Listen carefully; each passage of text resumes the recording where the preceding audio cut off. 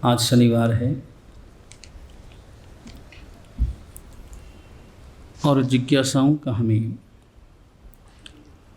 समाधान प्राप्त करना है। और समाधान केवल प्राप्त नहीं करना है, बल्कि समाधान को अपने जीवन का, अपने आचरण का विषय बनाना है। परमात्मा की वाणी को अपने हृदय में उतारना है और सबसे पहले मंजिल का ठिकाना तय करना है। मंजिल के अनुसार रास्ते का चुनाव करना है। फिर उस रास्ते पर दृढ़ता के साथ, मजबूत कदमों के साथ आगे बढ़ जाना है। फिर उसमें भयभीत नहीं होना है, क्योंकि रास्ता फूल वाला भी है, रास्ता कांटों वाला भी है। ऐसा कोई रास्ता नहीं है जिसमें केवल और केवल फूल बिछे हों, और ऐसा भी कोई रास्ता नहीं होता जिसमें केवल और केवल कांटे बिछे हों। व्यक्ति फूल भी देखता है, कांटे भी देखता है, और देखकर निर्णय करता है। निर्णय करने से पहले खास बात ध्यान ये रखनी ये है जैसी है कि देखता क्या है। सामने फूल भी हैं, कांटे भी हैं, देखता कांटे हैं, फूलों के बीच कांटे या कांटों के बीच फूल। बातें तो दोनों एक जैसी है, अंतर नहीं है। फूलों के बीच कांटे हैं तो कांटों के बीच फूल भी। लेकिन हावी कौन सा है? कोई भी सिक्का हो, दो पहलू होंगे।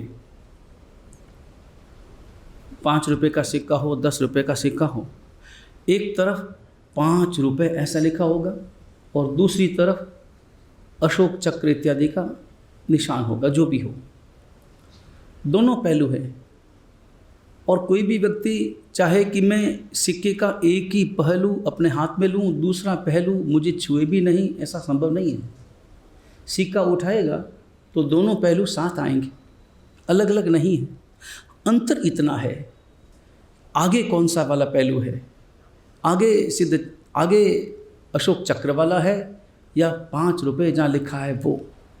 ठीक वही बात फूल और कांटे के संबंध में भी। हमारी दृष्टि में फूलों का आकर्षण है या कांटों के कारण हृदय की बेचैनी। यदि आप कांटे देखेंगे तो हृदय बेचैन हो उठेगा, और कांटों को देखकर व्यक्ति निर्णय करता है कि रहने दो, वहाँ जाने से कोई लाभ नहीं। फूल मिलेगा न मिलेगा, कांटा जरूर चुभ जाएगा। तो कांटों के डर से वह फूल से भी अपने आप को वंचित कर देता है। और एक व्यक्ति है जो निर्णय करता है कि नहीं, मुझे फूल तो चाहिए। कांटों की चुभन होगी भी तो कितनी होगी। कांटों की चुभन में दर्द का एहसास कम होगा और फूल की प्राप्ति में सुगंध का अनुभव और उसके कारण प्रसन्नता की अनुभूति ज़्यादा होगी। और ऐसा ही व्यक्ति कांटों को नज़रअंदाज करता हुआ, कांटों के प्रति राग द्वेष की भूमिका से बाहर आता हुआ पुष्प को प्राप्त करने के लिए अपने कदम आगे बढ़ा देता है। ठीक यही बात स्वयं के संबंध में है, अपने अंतर के संबंध में है, अपनी आत्मा के संबंध में है। मंजिल बहुत दूर है और मंजिल ऊबड़ खाबड़ रास्ते से परिपूर्ण है। उस रास्ते को पार करके ही मंजिल को पाया जा सकता है। और ऊबड़ खाबड़ भी मानो तो ऊबड़ खाबड़ है, अन्यथा रास्ता सीधा है। 2 रास्ते हों, पैदल चलने वाला व्यक्ति हो, एक रास्ता लंबा हो, बहुत घूम करके जाता हो, और एक रास्ता ऐसा हो जो रास्ता तो थोड़ा ऊबड़ खाबड़ हो, कंटीला हो, ककरीला हो, पथरीला हो, मगर जल्दी से पहुंचा देता हो। व्यक्ति कौन सा रास्ता स्वीकार करता है? शॉर्टकट या लॉन्ग कट? इसमें व्यक्ति की रुचि काम करती है। जिस व्यक्ति को जल्दी पहुंचना हो, एक तालावेली हो, गुजराती में एक शब्द है तालावेली। तालावेली એટલે तालावेली यानी जिसके अंतर में जबरदस्त उत्साह, उल्लास हो और कुछ नजर न आता हो, बस मुझे वही चाहिए। मुझे केवल और केवल केवल और केवल मुझे मेरी मंजिल चाहिए, मुझे मेरी आत्मा चाहिए, मुझे परमात्मा चाहिए, मुझे भगवान चाहिए, मुझे और कुछ नहीं चाहिए। एक वो भीतर में जबरदस्त जो एक उत्साह हो, उल्लास हो, ललक हो, वो ललक अगर हमारे अंतर में हो तो वो व्यक्ति ये देखेगा कि मैं जल्दी से कैसे पहुंचूं। वो रास्ते के बारे में ज़्यादा बेचैन नहीं होगा।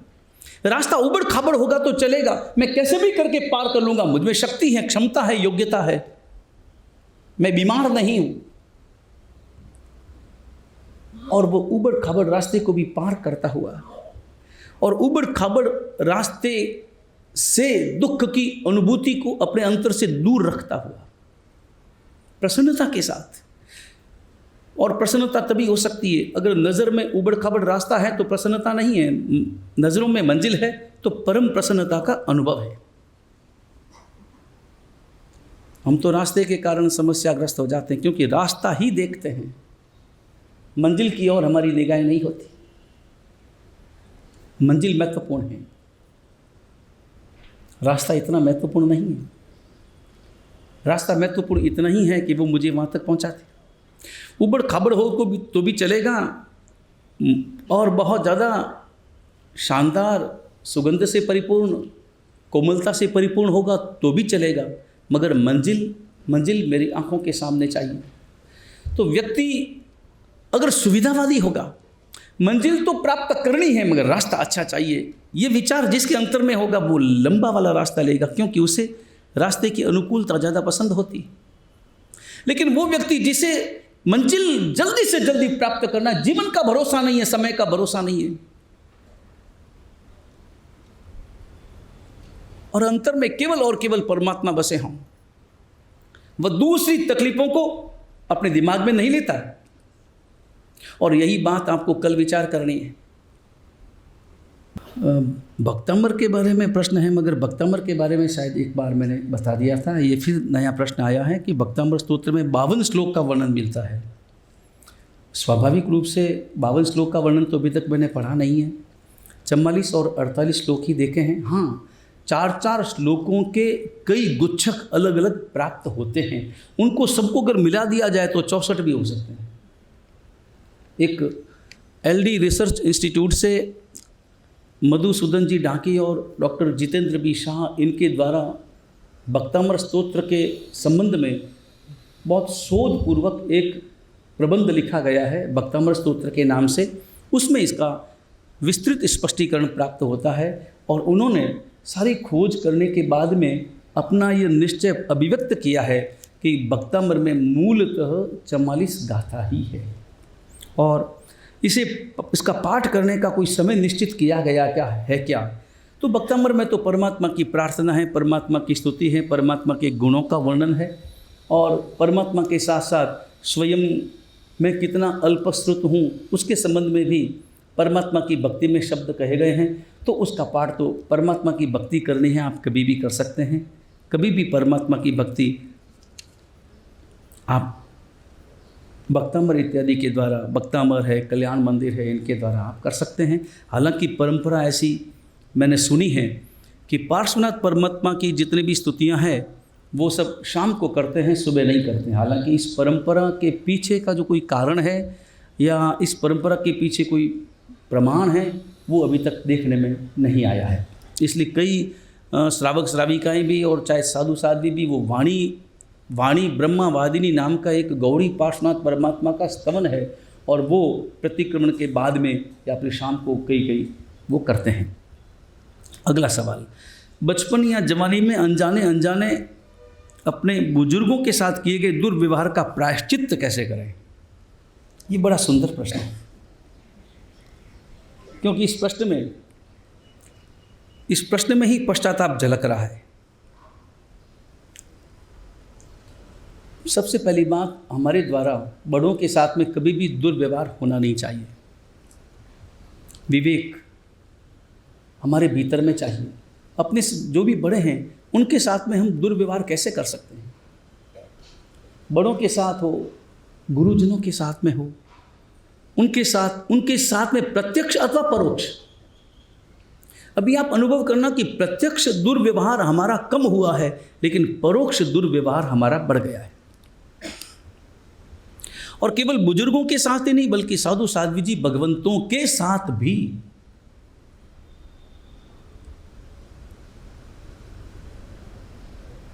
सामने कोई बात नहीं करते, और सामने कोई बात हो तो खुलासा भी हो, तब पता नहीं चलता कि गलतियां हैं या गलत फहमियां हैं। क्यों? अधिकतर गलत फहमियों के कारण ये सारा वातावरण पैदा होता है। और गलत फहमियां होनी स्वाभाविक, क्योंकि हमारे में ज्ञान नहीं है। केवल 2 आंखें हैं देखने के लिए, 2 कान हैं सुनने के लिए, तो जो दिखाई देता है वही देख पाते हैं। दीवार के उस पार हम देख नहीं पाते। इसका मतलब ये नहीं है कि दीवार के पीछे कुछ है नहीं। और केवल 2 आंखें हैं आगे पीछे, तो हम देख नहीं पाते। और देखकर हम अनुमान करते हैं, और अनुमान जो करते हैं उस अनुमान में आग्रह का रस मिला होता है। हमारा अपना आग्रह, पूर्वाग्रह, उस पूर्वाग्रह के कारण हमारा अनुमान कुछ प्रकार का होता है। और फिर हमारा अपना व्यक्तित्व भी।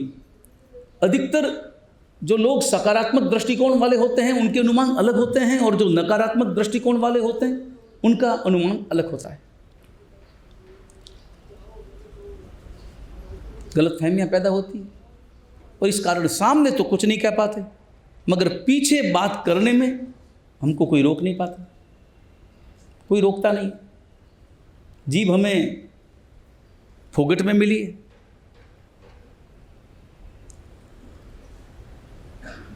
मगर ध्यान रहे,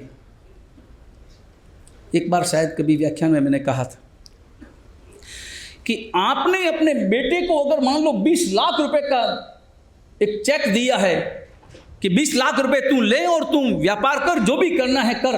20 लाख रुपए उसने काम में लिए, और 6 महीने के बाद, 12 महीने के बाद उसने आकर के कहा कि पिताजी मुझे 20 लाख और दो, क्या करेंगे? आपका जवाब क्या होगा? दे देंगे उसे तुरंत? क्या करेंगे? पहले तू वो 20 लाख रुपए जो मैंने दिए उसका हिसाब तो बता, क्या किया तूने? 20 के 40 किए या 20 के 10 किए या 20 को उड़ा दिया? क्या किया? और वो सामने कहे कि पिताजी वो 20 तो मैंने उड़ा दिए, जुए में खर्च हो गए, रंग राग में खर्च हो गए, घूमने फिरने में खर्च हो गए, लेकिन आगे से मैं नहीं करूंगा, अब मुझे 20 लाख दो। क्या करेंगे? उड़ाने में खर्च कर दिए 20 लाख, अब तुझे वापस 20 लाख चाहिए? सवाल ही पैदा नहीं होता। हो सकता है कि पिताजी तो मोह के कारण दे भी दे, लेकिन परमात्मा, हमारा अपना पुण्य दोबारा मिलने वाला नहीं है। हमें जीभ मिली, जीभ मिली ना, जीभ दी है हमें। किसने दी है जीभ? आपको जीभ किसने दी? आपको जीभ परमात्मा ने, मतलब पुण्य की वो परिणाम स्वरूप आपको जीभ मिली। जीभ मिली, आंखें मिली, कान मिले, ये शरीर मिला, मन मिला, चिंतन, ये सब चिंतन शक्ति मिली। क्योंकि मन भी आपको हर भव में थोड़ी मिला है। अचेतन मन भल मिला हो, चेतन मन कब मिला? आंखें आपको हर भव में नहीं मिली, कान आपको हर भव में नहीं मिले, जीभ भी आपको हर भव में नहीं मिली। तो जब मिली तो पुण्य के परिणाम स्वरूप मिली, और जब दोबारा ये जीवन पूरा होगा तब आप कहेंगे कि मुझे वापस वो जीभ चाहिए, मुझे वापस वो आंखें चाहिए, वापस वो मुझे कान चाहिए। वो पूछेंगे, ये रूपक है। अगर परमात्मा पूछे मैं तुम्हें जीभ दोबारा क्यों दूं, तुम्हें आंख दोबारा क्यों दूं, तुम्हें जो पहले इस जीवन में मैंने आंखें दी, जीभ दी, क्या किया? हिसाब बताओ। तुमने जिन जिन शब्दों का प्रयोग किया उन शब्दों की सूची दो। और तब आपके पास में जवाब नकारात्मक मिलेगा, सिवाय दुरुपयोग के कुछ नहीं किया तो दोबारा जीभ मिलने वाली नहीं है। पिताजी हो सकता है कि मोहग्रस्त होकर वो आपको पैसा दे दे, संपत्ति दे दे, लेकिन प्रकृति, पुण्य कभी भी मोहग्रस्त नहीं हो सकता। वो सवाल ही पैदा नहीं होता कि दोबारा आपको ये जीभ मिले। और हम बातें करने में, दुर्व्यवहार करने में अपने अंतर में खुशियां मनाते, राजी होते, बड़े आराम से, प्रसन्नता के साथ, खिलखिलाहट की ध्वनि के साथ में। निंदा करने में ज़्यादा आनंद आता है या अनुमोदना करने में ज़्यादा आनंद आता है?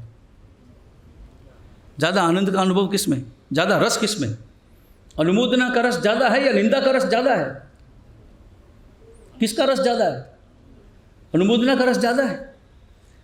ध्यान रहे, 4 तीर्थ हैं, साधु, साध्वी, श्रावक और श्राविका। ये जंगम तीर्थ है, और ये वो जंगम तीर्थ है जिसे परमात्मा नमस्कार करते हैं।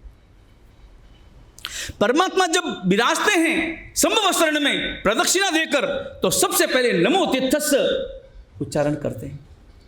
नमो तीर्थस्य, तीर्थ को नमस्कार। कौन से तीर्थ को नमस्कार? एक साधु को नमस्कार, एक साध्वी को नमस्कार, एक श्रावक और श्राविका को नमस्कार। क्यों? उनको केवल ज्ञान हो गया, उनको ज्ञान प्राप्त हो गया, उनके कर्म दूर हो गए, उनमें कमियां नहीं है। साधु, साध्वी, श्रावक, श्राविका है तो कमियां है, क्योंकि जीवन है, कमियां तो है, इसमें कोई शक नहीं। साधु, साध्वी, श्रावक, श्राविका जो भी होंगे अभी कर्मों से युक्त है, कर्मों से युक्त है। पता नहीं कौन सा गुण स्थानक है। मान लो परमात्मा की नजरों में साधु साध्वियों का 6वां 7वां गुण स्थानक है, श्रावक श्राविकाओं का 5वां गुण स्थानक है, मगर अभी और गुण स्थानकों की सीढ़ियां बाकी हैं। अभी क्रोध भरा पड़ा है, मान है, माया है, लोभ है। साधु साध्वी है, 6वां 7वां गुण स्थानक है। माना कि अनंतानुबंधी नहीं है, अप्रत्याख्यानी नहीं है, प्रत्याख्यानी नहीं है, मगर संज्वलन तो कषाय है। और श्रावक श्राविका में माना कि अनंतानुबंधी नहीं है, अप्रत्याख्यानी नहीं है, मगर प्रत्याख्यानी और संज्वलन तो है। और जो सम्यक्त्वी है उनमें तो अप्रत्याख्यानी कषाय भी है। उनको नमस्कार करते हैं, और वो नमस्कार करते हैं जिनमें कषाय का कोई अंश नहीं है। वो नमस्कार करते हैं जो पूर्ण ज्ञानी हैं, जो पूर्ण ज्ञानी हैं, जो तीर्थंकर है, जो तीर्थ की स्थापना करने वाले हैं, जिनके वचनों से करोड़ों अरबों खरबों आत्माओं का कल्याण होने वाला है। वो परमात्मा हमको नमस्कार करते हैं। साधु साध्वी श्रावक और श्राविकाओं को नमस्कार करते हैं। जिनको परमात्मा नमस्कार करते हैं, हम उनकी निंदा करते हैं, और उनकी निंदा करने में हमें आनंद आता है। जिनको परमात्मा नमस्कार करते हैं, आप अनुभव तो करो, अपने हृदय में गौरव का अनुभव तो करो। और इसीलिए पता नहीं आप वर्तमान में अपने यहाँ पर कभी बताया नहीं, परंपरा है या नहीं, जब भी आप चातुर व्याख्यान का प्रारंभ होता है ना, व्याख्यान के प्रारंभ में आपका नियम क्या है आपको पता है? व्याख्यान के समय में ऐसा नहीं होता कि आए और सीधे बैठ गए। ये व्याख्यान श्रवण करने की विधि नहीं है। व्याख्यान श्रवण करने की विधि है वंदन पूर्वक, विनय पूर्वक। विनय होगा, विनय द्वार खोलता है, और द्वार खुलेगा तभी तो परमात्मा की वाणी भीतर में प्रवेश करेगी।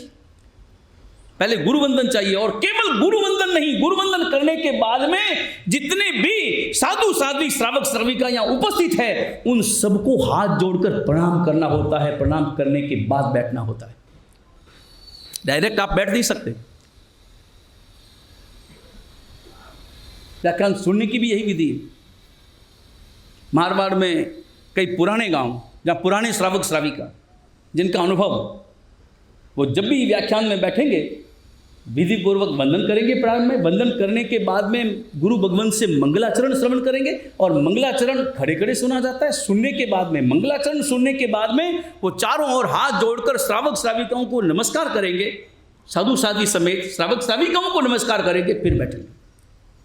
वंदनीय है। जब परमात्मा के द्वारा एक श्रावक वंदनीय है, तो श्रावक के द्वारा श्रावक श्राविका सब वंदनीय है। परमात्मा के द्वारा साधु साध्वी श्रावक श्राविका सब वंदनीय है। चतुर्विध संघ है हमारा, तीर्थ रूप है। भूल करके भी आपके पास में वो ज्ञान कहां से आया जिसके कारण आपको पता लग गया कि वो निंदनीय व्यक्ति है। साधु साध्वी वो निंदनीय, उनका नाम भी ध्यान रहे, साधु साध्वी जी भगवंतों का नाम भी कितने बहुमान के साथ और कितने सम्मान के साथ में लिया जाना चाहिए, जिनके कारण हमारा शासन चल रहा है। मैं मेरी बात नहीं कर रहा हूं, आप ये मत समझना कि महाराज मेरी बात कर रहे हैं, अपनी बात कर रहे हैं। कितने आदर के साथ, कितने सम्मान के साथ वो भाव अंतर में लाओ। वो भाव लाने का माध्यम बने हैं, निमित्त बने हैं, आपके कर्म निर्जरा का हेतु है। और अंतर में विचार करो कि ये शासन जो चल रहा है, ये धर्म जो चल रहा है, ये गच्छ जो चल रहा है, ये उन साधु साधी भगवंतों की परम कृपा का परिणाम।